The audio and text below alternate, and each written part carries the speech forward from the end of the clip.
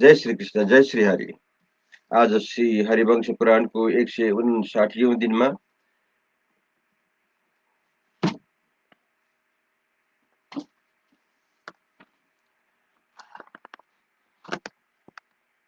म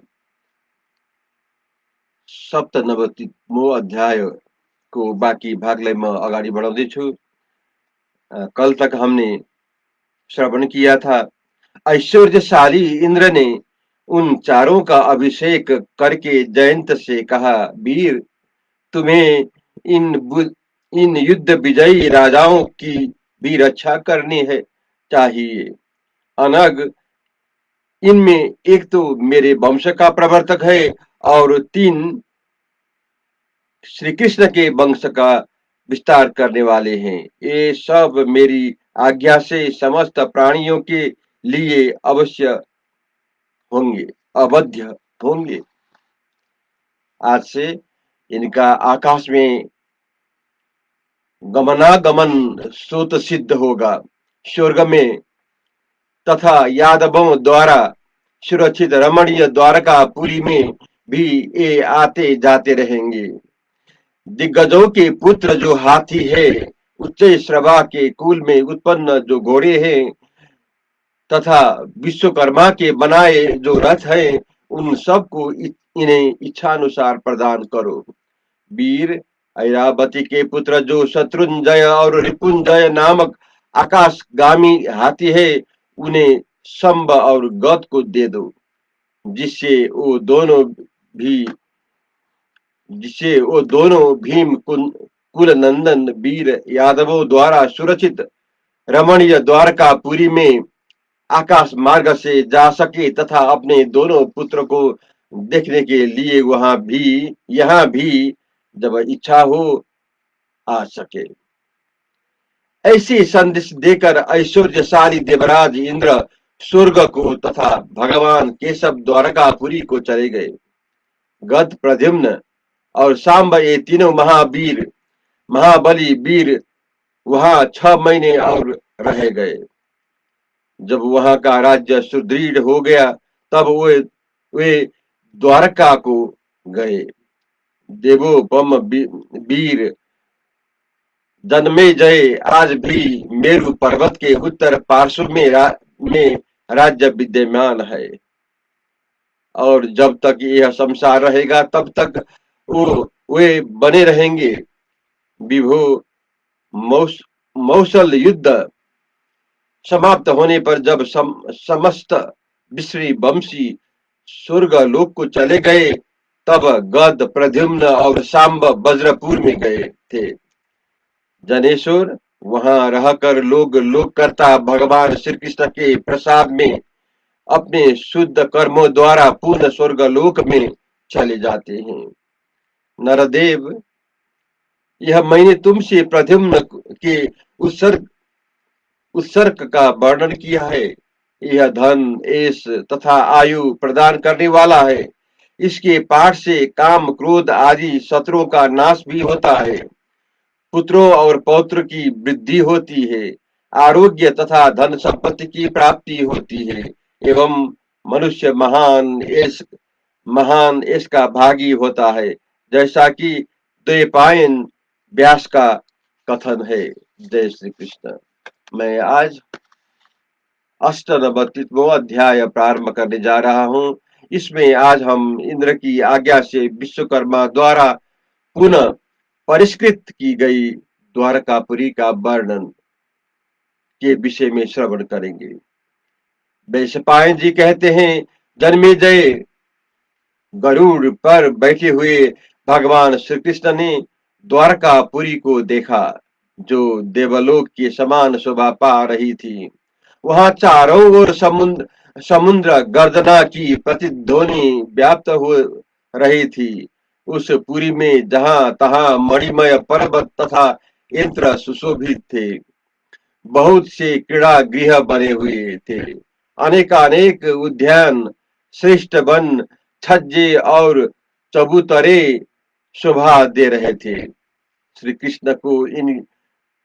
कृष्ण ने इन सब को देखा। देवकी नंदन श्री कृष्ण जब द्वारकापुरी समीप पहुंचे, तब देवराज इंद्र ने विश्वकर्मा को बुलाकर इस प्रकार कहा।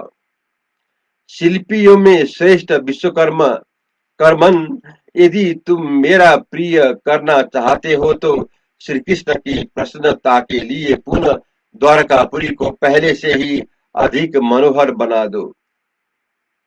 विभूत श्रेष्ठ, जैसी यह मेरी पुरी है, उसी प्रकार तुम द्वारका को सैकड़ों उद्यानों से हरी भरी तथा स्वर्ग तुल्य मनोहारिणी बना दो। तीनों लोकों में जो कुछ भी तुम्हें रत्न रूप दिखाई दे, उसके द्वारकापुरी को शीघ्र ही संयुक्त कर दो, क्योंकि महाबली श्री कृष्ण समस्त देव कार्यों के लिए सदा तैयार रहते हैं और घोर से घोर संग्रामों में भी प्रवेश कर जाते हैं।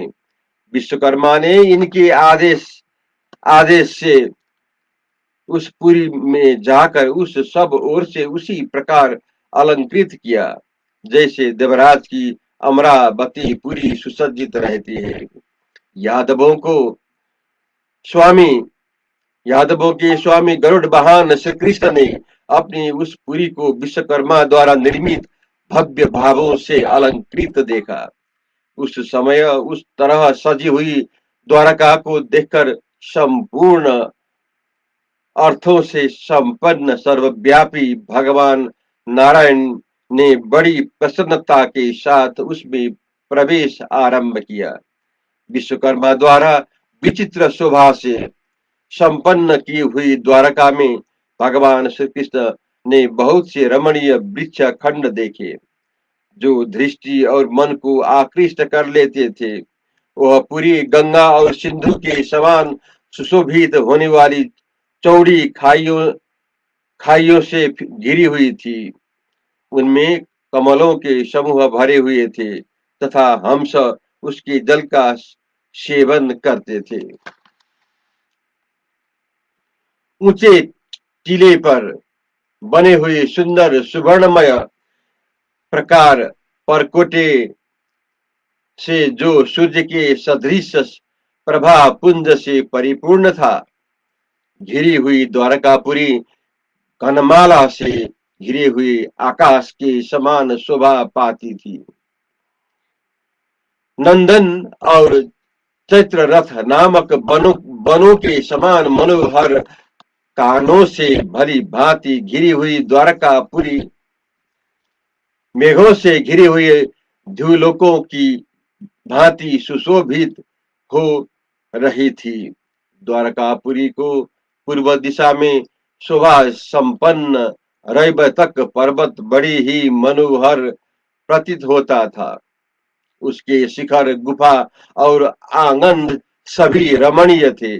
उसके बाहरी फाटक मणि एवं सुवर्ण के बने हुए थे। पुरी के दक्षिण भाग में लता बेस्ट नामक पर्वत शोभा पा रहा था, जो 5 रंग का होने के कारण इंद्रध्वज सा प्रतीत होता था। पश्चिम दिशा में सुकक्ष नामक रजत पर्वत था, जिसके ऊपर विचित्र पुष्पों से अलंकृत महान वन सुशोभित हो रहा था। नृपश्रेष्ठ मंदराचल के समान श्वेत वर्णमाला वेणुमान पर्वत द्वारका की ऊपर दिशा को अत्यंत शोभा संपन्न बना रहा था। रैबतक पर्वत की चारों ओर विचित्र पंचवर्ण विशाल पंचजन्य तथा सर्वतुक नामक वन शोभा पा रहा था।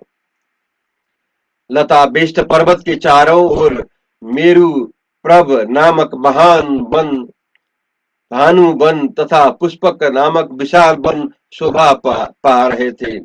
सुकक्ष पर्वत के चारों ओर रुद्राक्षों से सुशोभित वन, बीज कवन मंदार वृक्षों के सुशोभित मंदार वन, शतावर्त वन तथा करबिराकर नामक वन सुशोभित होते थे। वेणुमान पर्वत की सब और चैत्र रथ वन, नंदन नामक महान वन, रमन वन तथा भावन नामक वन शोभा पाते थे। भारत यहाँ वैदुर्य मणिमय पर्वत पत्र वाले कमलों से सुशोभित मंदाकिनी नदी पुरी की पूर्व दिशा में एक रमणीय पुष्करिणी के रूप में शोभा पाती थी। विश्वकर्मा से प्रेरित होकर भगवान केशव का प्रिय चाहने वाले बहुत से देव गंधर्व वहां के पर्वतीय शिखरों की शोभा बढ़ाते थे। पुण्य सही सहलिता महानदी मंदाकिनी 50 बड़े बड़े स्रोतों द्वारा द्वारका वासियों को प्रसन्न करती हुई सब ओर से उस पुरी में प्रविष्ट हुई थी। द्वारकापुरी कितनी बड़ी है, इसका कोई माप नहीं था। उसकी ऊंचाई भी बहुत अधिक थी। वह अगाध खाइयों से घिरी हुई थी। सुंदर परकोटे उसे शोभा संपन्न कर रहे थे। उस पुरी की दीवारों को चूने से लिपकर श्वेत बनाया गया था। जय श्री कृष्ण।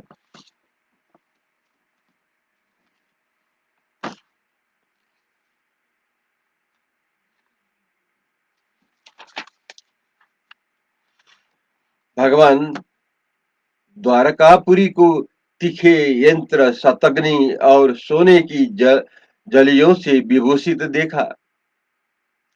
वह लोहे के बड़े बड़े चक्रों से सुरक्षित थी। देवताओं के नगर की भांति द्वारकापुरी में क्षुद्र घंटिकाओं से युक्त 8,000 रथ शोभा पाते थे, जिनमें ऊंची उठी हुई पताकाएं फहरा रही थी। द्वारकापुरी की चौड़ाई 8 योजन थी और लंबाई 12 योजन, अर्थात उसका संपूर्ण विस्तार 96 योजना था। उसका उपनिवेश समीपस्थ प्रदेश उसमें दुगुना अर्थात 192 योजन विस्तृत था। श्री कृष्ण ने उस अविचल द्वारकापुरी का दर्शन किया। उसमें जाने के लिए 8 महामार्ग थे और 16 बड़े बड़े चौराहे बने थे। इस प्रकार विभिन्न मार्गों से परिष्कृत द्वारकापुरी साक्षात शुक्राचार्य की नीति के अनुसार बनाई गई थी। उस पुरी में रहकर स्त्रियां भी युद्ध कर सकती थी। फिर साक्षात वृष्णि ब्रह्मशी महारथियों की तो बात ही क्या है। उसमें व्यूहों के उत्तम मार्ग है, 7 बड़ी बड़ी सड़कें हैं। वहां साक्षात विश्वकर्मा ने उन विविध मार्गों का निर्माण किया था। नगरों में श्रेष्ठ उस द्वारकापुरी में यशस्वी दशारह वंशियों के महल देखकर देवकी नंदन भगवान श्री कृष्ण को बड़ी प्रसन्नता हुई। वे महल मनुष्य को हर्ष प्रदान करने वाली सोने और मणियों की सीढ़ियों से अलंकृत थे। महान एवं भयंकर घोषों महलों तथा सुंदर आंगनों से शोभा पाने वाले उन महलों के ऊपर ऊंची ऊंची पताकाएं फहरा रही थी। उन महलों में भीतर लगे हुए उद्यानों में वृक्ष हवा से झूमते रहते थे। उन महलों के शिखर सोने के कंगरों और कलशों से सुशोभित हो उद्भासित होते रहते थे। वे गगनचुंबी रमणीय भवन मेरु पर्वत के शिखरों से समान प्रतीत होते थे। उन महलों की वे रत्नमय शिखर गुफा और चोटियों के वाले विचित्र पर्वतों के समान शोभा पाते थे। वे गृह 5 प्रकार के रंगों से रंगे गए थे। कितने ही सुनहरे रंग से सुशोभित थे। कुछ गृहों को कांति ऐसी जान पड़ती थी मानो वहां फूल को वर्षा हो रही थी। उन महलों में मेघों की गंभीर गर्जना के समान शब्द प्रकट होते रहते थे। वे बहुरंगे भवन अनेक रूप से पर्वतों के समान जान पड़ते थे। जय श्री कृष्ण, जय श्री हरि।